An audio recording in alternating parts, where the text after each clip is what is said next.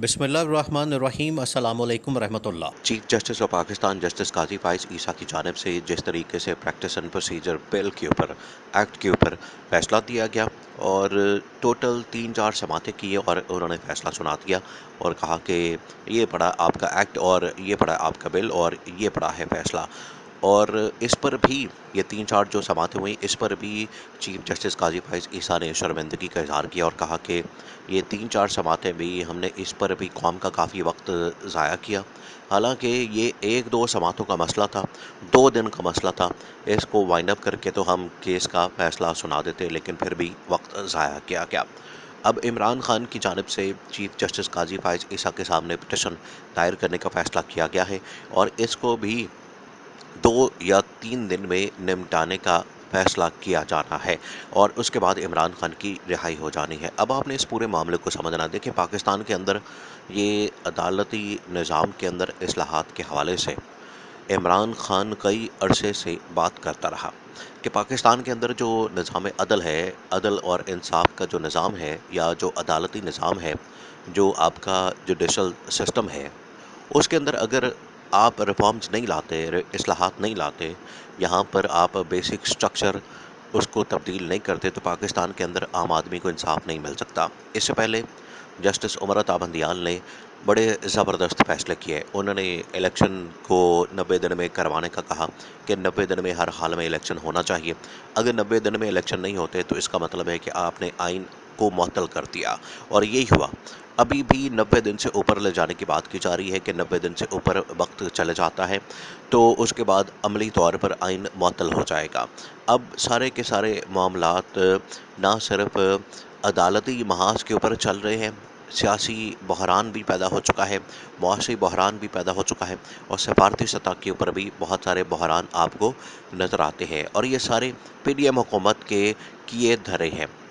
PDM हुकूमत जो कि 16-17 महीने रही, उसने जिस तरीके से पाकिस्तान के अंदर तबाही और बर्बादी फेर के मुल्क का बेड़ा गर्क करके अब दोबारा से एक और बारी लेने के चक्कर में बैठ गए हैं।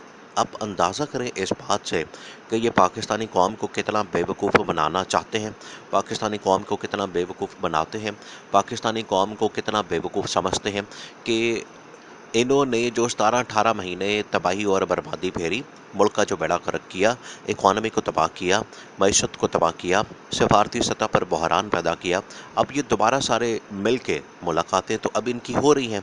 मौलाना फजल रहमान मुलाकातें कर रहा है शहबाज शरीफ के साथ, शहबाज शरीफ मुलाकातें कर रहा है काफ लीग वालों के साथ, काफ लीग वाले मुलाकातें कर रहे हैं बाकी पार्टियों के साथ। तो इस तरह से मुलाकातें तो चल रही हैं।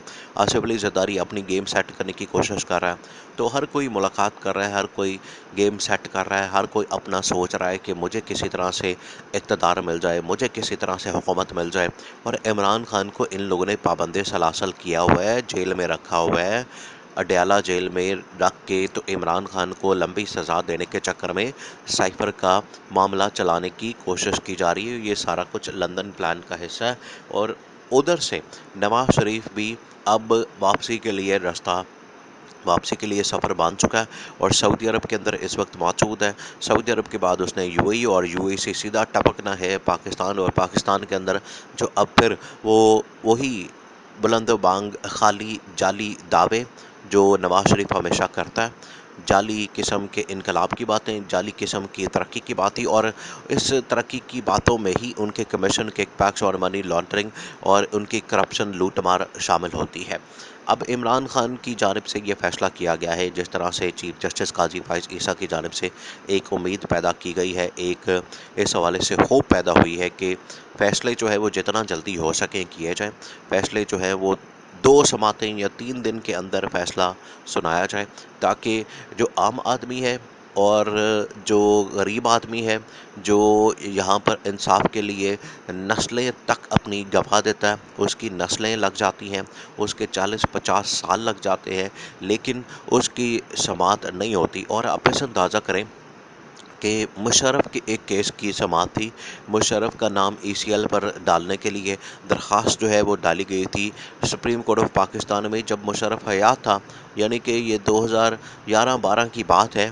मुशर्रफ के खिलाफ मुशर्रफ का नाम ईसीएल में डालने के लिए दरख्वास्त दी गई। उसको कुछ अरसा पहले उसकी वफ़ात के उसके फ़ौत हो जाने के बाद, उसके मर जाने के बाद कुछ अर्सा पहले उसको टेकअप किया गया और फिर उस केस को ही निपटा दिया गया कि वो बंदा ही फ़ौत हो गया।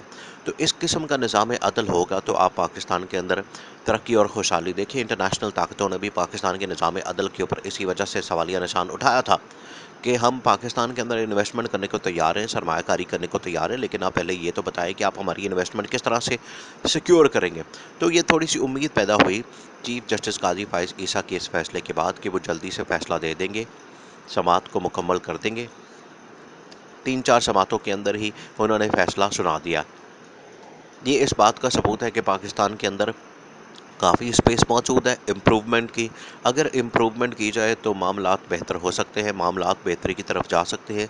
लेकिन अगर ऐसा ना किया जाए, अगर इस तरह से ना किया जाए, अगर पाकिस्तान के अंदर निज़ाम इंसाफ को, पाकिस्तान के अंदर सियासी बहरान का ख़ात्मा, मुआशी बहरान का ख़ात्मा ना किया गया तो पाकिस्तान को नाकाबिले तलाफ़ी नुकसान पहुँचेगा। और दूसरा ये कि आप इमरान खान को पाबंद सलासल रख के मुल्क के अंदर इंतखाबात साफ़ और शफाफ नहीं करवा सकते।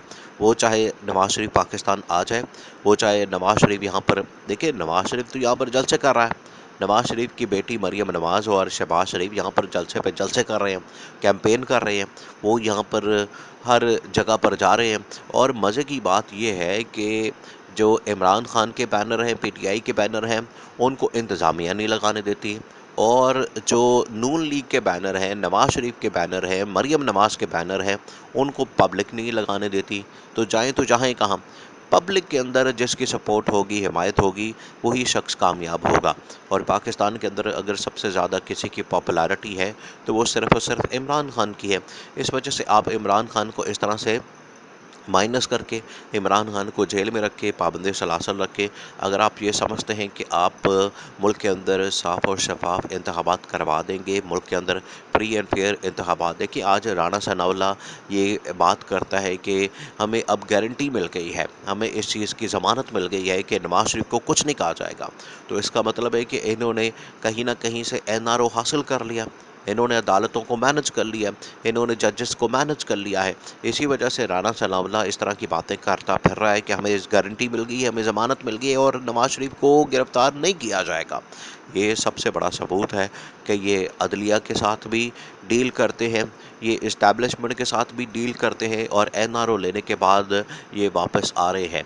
लेकिन इमरान खान की रिहाई का फ़ैसला अगर 2 से 3 जमातों में मेरिट के ऊपर होता है तो चीफ जस्टिस काजी फाइज ईसा इमरान खान को रिहा कर सकते हैं।